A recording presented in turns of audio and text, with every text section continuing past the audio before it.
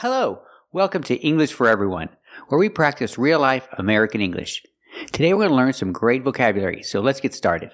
Today we're looking at the difference between board, aboard, and on board. Let's take a closer look. Board is a verb. It means to get on some form of transportation. Example, they're boarding the plane. They're getting on the plane, so I can use the verb board. They're boarding the plane. Board in the past is boarded. Everybody boarded the plane. That means everybody got on the plane. Let's practice. Are they boarding the plane?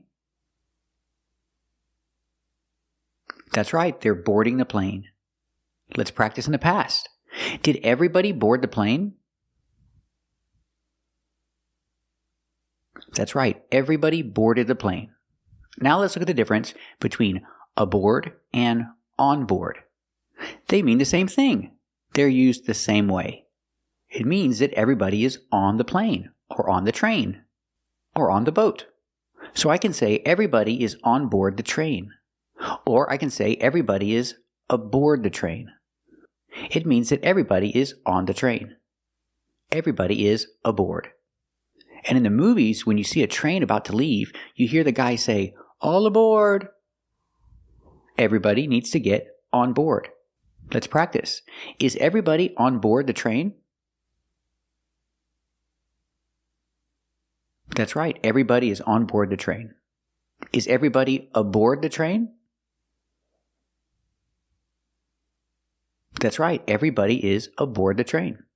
So remember the difference between board, aboard, and on board.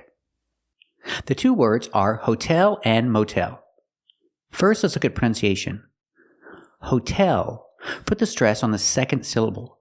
Not hotel, but hotel. Put the stress on the second syllable. And that's the reason the T does not change to a fast D. It's not hotel or hotel. It's hotel. We keep that T sound because the stress is on the second syllable. If the stress were on the first syllable, the T would change to a fast D, like water in bottle. But the stress is on the second syllable. So keep the T sound, hotel, and pronounce the H, hotel. Also for the word motel, the same thing is happening. We're putting the stress on the second syllable, and that's why we keep the real T sound. Motel, not modal or modal, it's motel. Put the stress on the second syllable. They can be the same thing. This is a hotel. What about this? This looks a little different. Well, it is a little different, but it's still a hotel.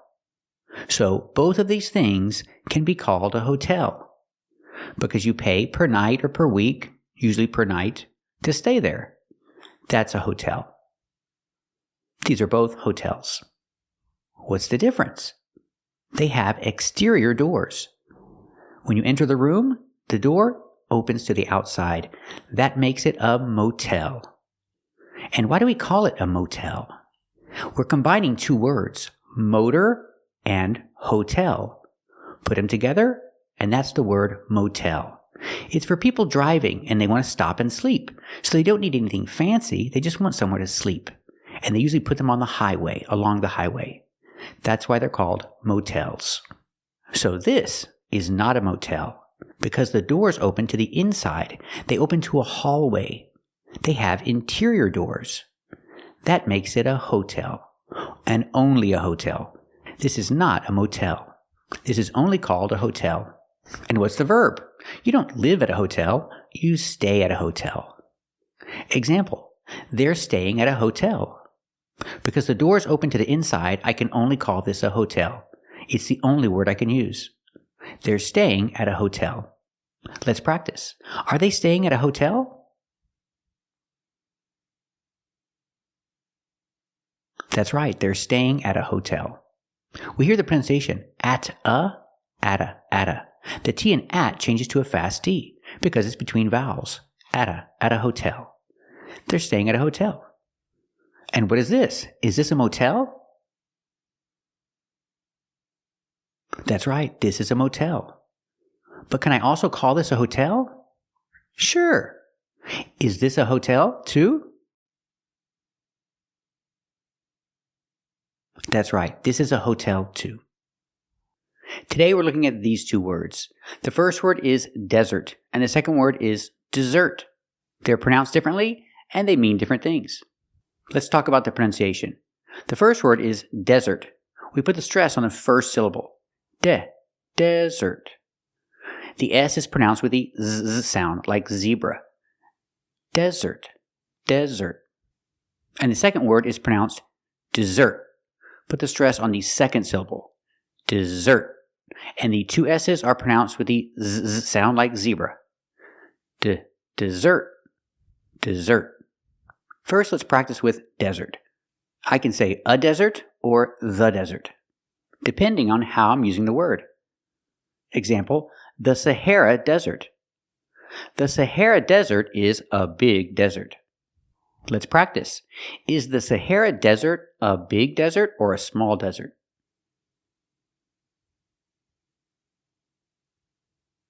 That's right, the Sahara Desert is a big desert. Pronunciation, Sahara. The stress is on the second syllable, hair, and it sounds like this, hair. Sahara.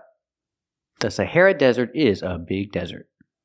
Another example, I can say the desert. They got lost in the desert. They got lost in a desert? Maybe, but it's better to use the in this case. They got lost in the desert. It's like saying they got lost in the mountains or in the wilderness. We use the in this case. They got lost in the desert. Let's practice. Did they get lost in the desert? That's right, they got lost in the desert. Now let's talk about dessert. Put the stress on the second syllable. Dessert. I can talk about cake and ice cream and say dessert. I don't eat dessert in restaurants. I think it's too expensive. Let's practice. Do you eat dessert in restaurants? Very good. And if I talk about the name of the food, then I need the preposition for. Pronounce for dessert. For dessert. I like cake for dessert. No, I like pie for dessert. I like pie with ice cream for dessert. Let's practice. What do you like to eat for dessert?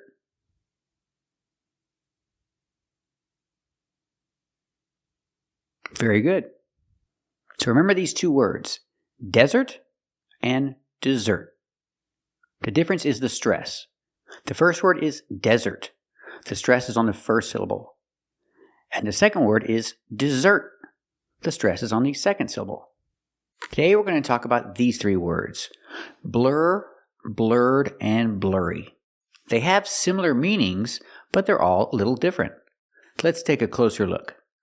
First, we cannot say I see blurry or I see things blurry. So how do you say it? We say it looks blurry or it is blurry. Or you can say everything is blurry. Blurry is an adjective that describes an image that's not clear. The image is not clear, so the image is blurry. Pronunciation, use the sound like burger, blurry, like hurry. The image is not clear, so I can say the image is blurry, or the image looks blurry. Everything is blurry. A little blurry, but this one's very nice. Yes. The blurry one. Why are the people so blurry? It's a little bit blurry, but you see this right here? When it's sweat. Sometimes the lines get blurry, but these are the people that we're supposed to protect. I prefer things a little blurry. The other one looked blurry too. It's still blurry, but I think the longer we're here, the more I can see it. Like I say, it was blurry. You can also say the image is blurred, but blurry is more common when you're describing an image. Let's practice. Does it look blurry? That's right, it looks blurry. Is it blurry? That's right, it's blurry. It's all blurry. Is everything blurry? That's right, everything is blurry. Now let's look at the same image. Now the image is clear. It's not blurry. It doesn't look blurry. Everything is not blurry. It's clear. Let's practice. Does it look blurry?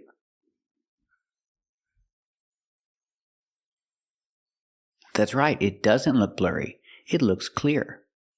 Is it blurry? That's right, it's not blurry. It's clear. Is everything blurry? That's right, everything is not blurry. Everything is clear. Example, she needs to wear glasses, and if she doesn't wear her glasses, everything is blurry. Let's practice. Does she need to wear glasses? That's right, she needs to wear glasses. If she doesn't wear her glasses, is everything blurry?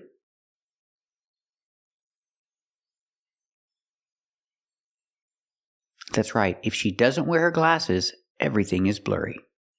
Now let's talk about blurred. We use blurred to describe vision. Example, he has blurred vision. I can also use blurry, and it means the same thing. He has blurry vision. Let's hear some examples. Yeah, I skip blurry vision sometimes. Any blurred vision, headaches, nausea? Loss of motor skills, blurry vision. Okay, well, you might start with blurred vision and a headache. First race, blurred image is it. Why are you so blurred? The blurred vision, I just thought it was stress. Nausea, drowsiness, night sweats, constipation, diarrhea, blurred vision, thirst. Faces get blurred. You don't have any blurred vision?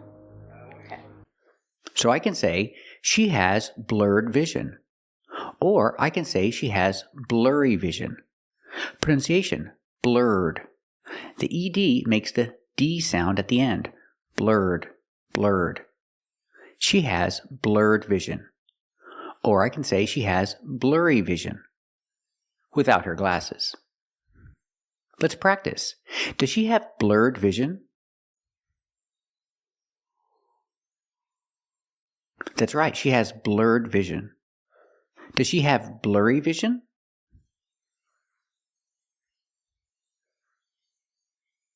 That's right, she has blurry vision. She can't see clearly without her glasses. Her vision is blurred. Her vision is blurry. Now let's talk about blur. Blur is a noun and a verb. If I use blur as a noun, it's countable, so I have to say a blur. If I talk about an image, I can say it's a blur, but it's more common to say it's blurry. First, let's practice with blur as a noun. Remember, it's countable, so we have to say a blur. We can talk about vision and we can talk about memory. If your vision is not clear, you can say a blur, or if your memory is not clear, you can say a blur. Example, he drank a lot. He drank a lot of alcohol, and he doesn't remember the night before. So he says, it's all a blur. He doesn't remember anything. Let's practice. Did he drink a lot last night? That's right, he drank a lot last night. And what did he say? Did he say everything is a blur?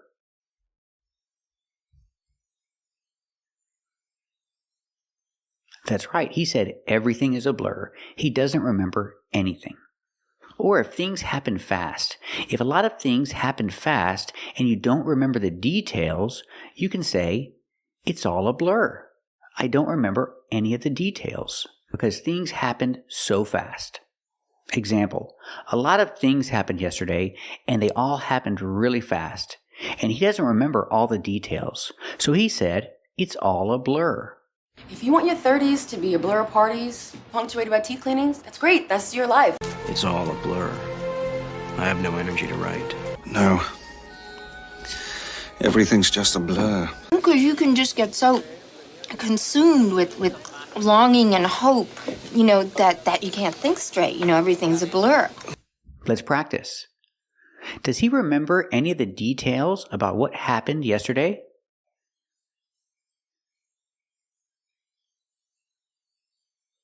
That's right, he doesn't remember the details of what happened yesterday. What did he say? Did he say everything is a blur?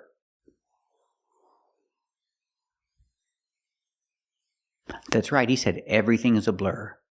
Did he say it's all a blur?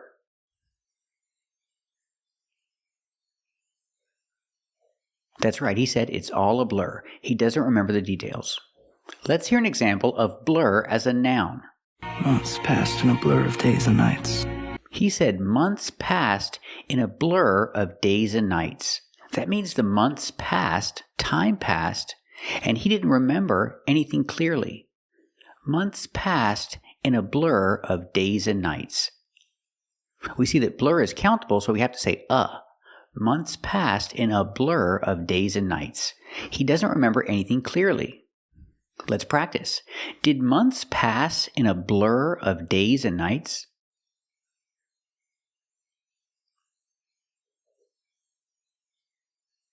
That's right, months passed in a blur of days and nights. He doesn't remember anything clearly. It's all a blur. Now let's hear an example of blur as a verb. Okay, location, shack. And the days are starting to blur together. He said days are starting to blur together. So what does it mean? It means that there's no clear distinction between the days. He said days are starting to blur together. That's using blur as a verb. It's the same idea. It means it's not clear. There's no clear distinction between the days and the nights. There's no clear distinction between the days. The days are starting to blur together. So in present continuous, the days are starting to blur together. Let's practice. Are the days starting to blur together?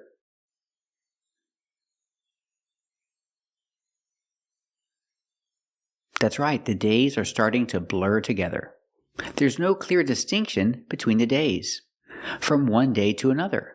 Is it Monday? Is it Tuesday? Is it Wednesday? He doesn't know. It's all a blur. The days are starting to blur together. So remember, we have blurry, blurred, and blur. They're all talking about things that are not clear, but they're used differently. If you talk about an image, the most common is blurry.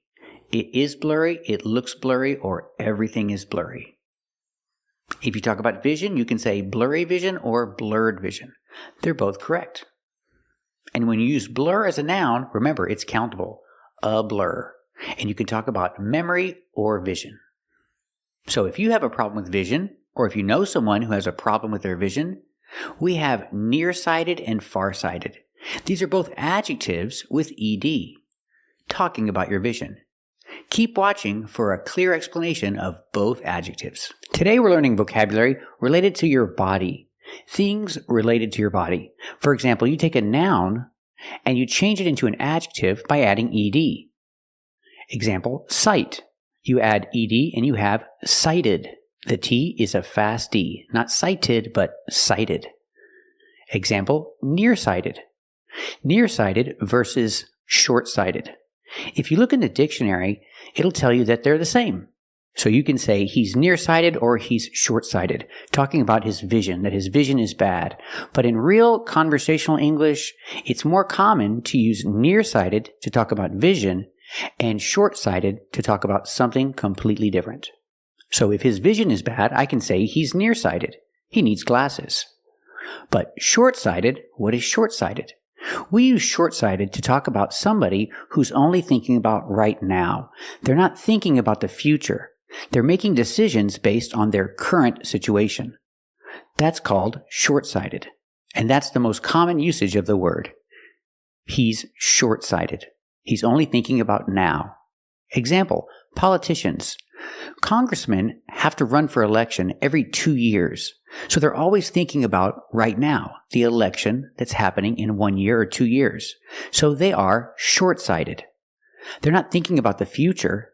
They're not making decisions based on the future or the far future. They're only thinking about right now. So their decisions are not very good. They're short-sighted. Politicians are short-sighted. Let's practice. What do you think? Do you think most politicians are short-sighted? That's right. I think most politicians are short-sighted. They're only thinking about right now. They're making their decisions based on the current situation, not thinking about the future. They're short-sighted. Now we change the noun hand with ed, handed. Short-handed. Short-handed is an adjective. It means when you don't have enough help. You don't have enough workers for your business. I can say the business is short-handed. Or I can say they are short-handed. Example, when the pandemic started, restaurant workers lost their jobs. No one went to restaurants. So these people went and they found different jobs. They found different careers. So when the restaurants opened again, they had no workers. And now most restaurants are short-handed. Most restaurants have help wanted signs in the windows because they don't have enough workers. They're short-handed. Let's practice. Are most restaurants short-handed? That's right. Most restaurants are short-handed. They don't have enough workers. They don't have enough employees. And this adjective, empty-handed, we do the same thing. We take the noun hand, we put ed, and now it's an adjective. Empty-handed. It's when you don't have anything in your hands. It's when you're supposed to have something in your hands, but you don't. Your hands are empty. Example, he went to the bakery to buy some bread, but the bakery was closed, so he came back empty-handed. Let's practice. He went to the bakery to buy some bread, but the bakery was closed, so did he come back empty-handed? That's right, he came back empty-handed. And we have this expression, a backhanded compliment. What is a backhanded compliment? A compliment is when you say something nice about another person. And a backhanded compliment is when you say something nice about another person, but it's not really nice. It's kind of mean. That's a backhanded compliment. Example, I see my friend and I say, "Oh, you got a new haircut. It looks really good. Did you do it yourself?" That's a backhanded compliment. I compliment her haircut, but then I say, "Did you do it yourself?" Meaning it wasn't a professional job. Not a real compliment. That's a backhanded compliment. So I told my friend, I liked her new haircut. It looked really good. And I asked her, did she do it herself? Is that a backhanded compliment? That's right. That is a backhanded compliment. It's not nice. Don't do it. Don't make backhanded compliments. So remember, in conversational English, short-sighted is not the same as nearsighted. Nearsighted is bad vision, and short-sighted is when you only think about the moment. You only think about now and not about the future. Also remember, short-handed, empty-handed, and a backhanded compliment. Short-handed is when you don't have enough workers. Empty-handed is when you come back and you don't have anything when you're supposed to have something. And a backhanded compliment is a compliment that's not nice. It's not a compliment at all. You say something nice and something mean at the same time. That's a backhanded compliment. Keep watching to practice with more great vocabulary like this, where we change nouns related to your body into adjectives by adding ed. Today we're learning catch him red-handed. When you catch somebody committing the crime. When you catch somebody doing it. When you catch somebody doing it in that moment. You catch them red-handed. Let's look at pronunciation. When I say catch him is not a stressed word, so the H is silent. So you hear catch him, catch him. Did they catch him red-handed? Yes, they did. Or if I have two people, catch them. Them is not a stressed word, so the TH is silent and you hear catch him. It's the same sound for singular or plural. Catch him, catch him. Catch them, catch him. It's the same. You hear the same. So the question is, did they catch him red-handed? And the answer is, yes, they did. Let's hear some examples. The only way to nail a guy like that was to catch him red-handed. We'll catch him red-handed. I could catch him all red-handed. This is awesome. So the question, did they catch him red-handed? Yes, they did. What if I give a complete answer? To change the verb catch in the past, we say caught. The AU makes a sound back here, caw. The GH is silent, and the T is a stop T, caught. Not caught, caught. Make a stop T. Put your tongue up and stop the air, caught. They caught him red-handed. But him is not a stressed word, so the H is silent. So you hear Caught 'em. What happened to the stop T? Well, now that T is between vowels phonetically, so it changes to a fast D, and you hear caught 'em, caught 'em. They caught him red-handed. They caught him in the moment he was committing the crime. When we talk about police, police is plural, so I use they to refer to police. They caught him. The police caught him red-handed. And again, if I'm referring to one person, a man, I say him. Pronunciation, caught him, caught him. If I talk about more than one person, them, the word is not stressed, so you don't hear the TH. And again, the T is a fast D. Caught him, caught him. So you hear the same thing if I'm referring to one person or more than one. Caught him, pronunciation, caught him. Caught them, pronunciation, caught him. They have the same pronunciation. Let's hear some examples. Kid's been breaking laws since kindergarten. You caught him red-handed. Who are you? I caught him red-handed. Well, we finally caught him red-handed. Caught him red-handed. What? You're crazy, man. I've never been here before. Barry? Michael and Dylan? Yeah, caught them red-handed. Example. He was stealing and the police caught him. They caught him while he was doing it. So you can use the expression, they caught him red-handed. Let's practice. Did they catch him red-handed? That's right, they caught him red-handed. Today we're going to learn some adjectives. These adjectives are made from nouns with things related to the body. We take the noun and we put ed and we make an adjective. Examples like right-handed or left-handed. Example me, I'm right-handed. I use my right hand. I write with my right hand, so I am right-handed. I'm right-handed. Pronounce the ed, handed. I'm right-handed. And everybody in my family is right-handed except my daughter Sophia. She's left-handed. That means she writes with her left hand. It's her dominant hand. So she is or she's left-handed. Example, he's right-handed because he writes with his right hand. He's right-handed. Let's practice. Is he right-handed or left-handed? That's right, he's right-handed. And this person, he's left-handed because he writes with his left hand. He's left-handed. Let's practice. Is he right-handed or left-handed? That's right, he's left-handed. And what about you? Are you right-handed or left-handed? Very good. And some people are both. They can use both hands equally well. And these people are called ambidextrous. Not a very common word, but that's what they're called. Ambidextrous. I'm not ambidextrous. Are you ambidextrous? Very good. Now let's talk about vision. Your vision is also called your sight. And if you have problems with your vision, you have problems with your sight, you can be either nearsighted or farsighted. Of course, there are other problems you can have with your vision, but today we're talking about these two things, nearsighted and farsighted. I'm farsighted because I can see far, but I cannot see near. I cannot read things close to me. I need my reading glasses to read because I'm farsighted. I can drive without my glasses because I can see things far away. That's why I'm farsighted.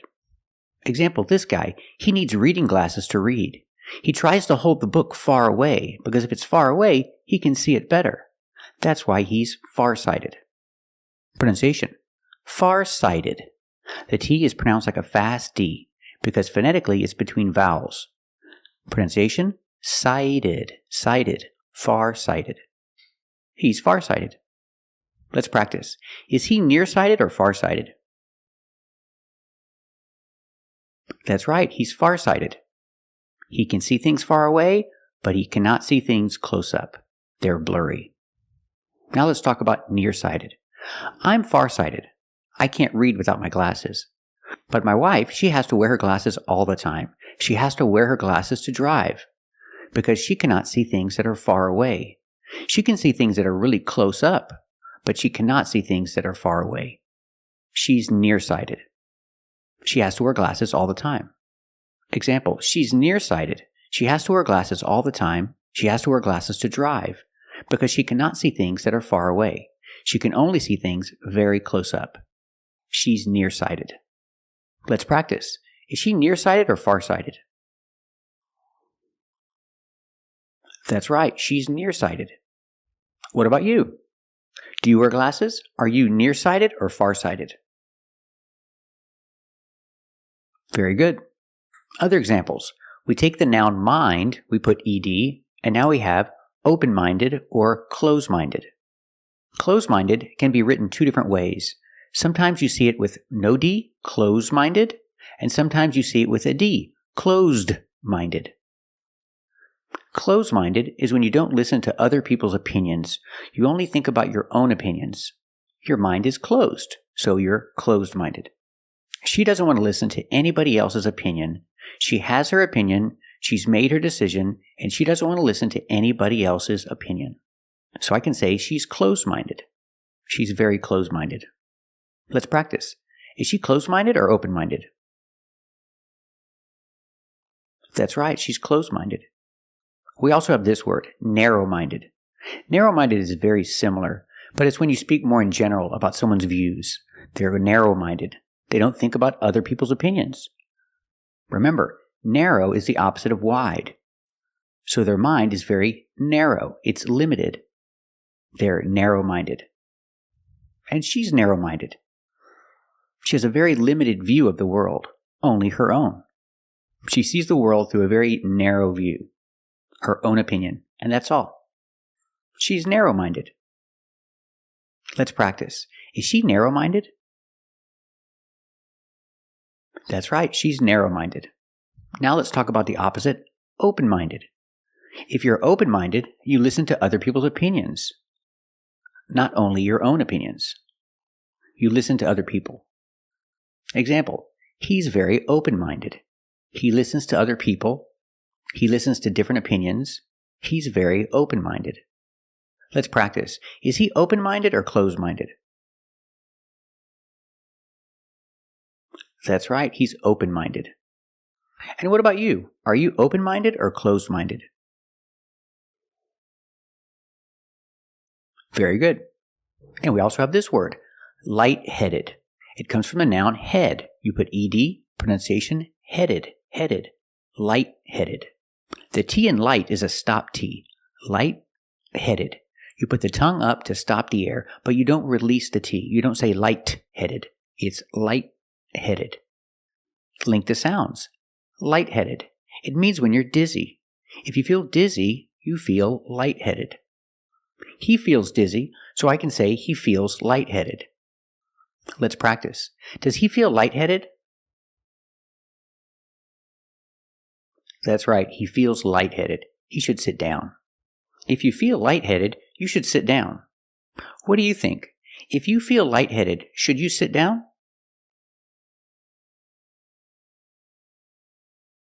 That's right, if you feel lightheaded, you should sit down.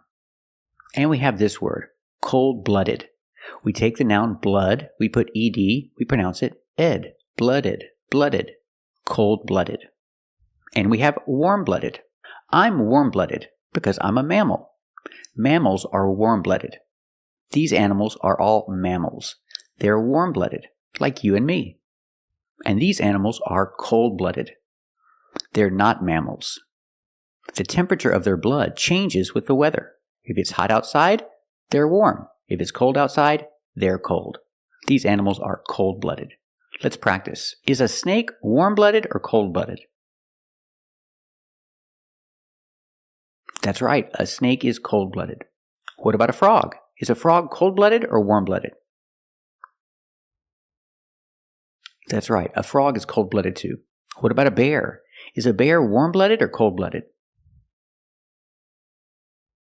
That's right, a bear is warm-blooded. And we can use cold-blooded to describe a person who is very bad and doesn't care. They have no emotion about the bad things they do. We can say this person is cold-blooded. Like a killer. A killer kills people and they don't care. They don't have any emotion about it. They're cold-blooded. He's a cold-blooded killer. He kills somebody and he doesn't care. He has no emotion about it. He's a cold-blooded killer. Let's practice. Is he a cold-blooded killer? That's right, he's a cold-blooded killer. That lady better run away. So let's review our vocabulary. Remember, you have right-handed or left-handed. I'm right-handed and my daughter is left-handed. Also, nearsighted and farsighted. I'm farsighted and my wife is nearsighted. Remember the synonyms, close-minded and narrow-minded. They mean just about the same thing. And the opposite of them is open-minded. Someone with an open mind. This person is open-minded. Remember, lightheaded is similar to dizzy. If your head feels light, you feel dizzy, you are lightheaded. And remember, cold-blooded and warm-blooded. We use these to talk about animals. And if a person is evil, you can say they're cold-blooded. Thank you for watching. And if you like this video, subscribe to our channel. And if you want to become a member, click the join button. And we'll see you next time.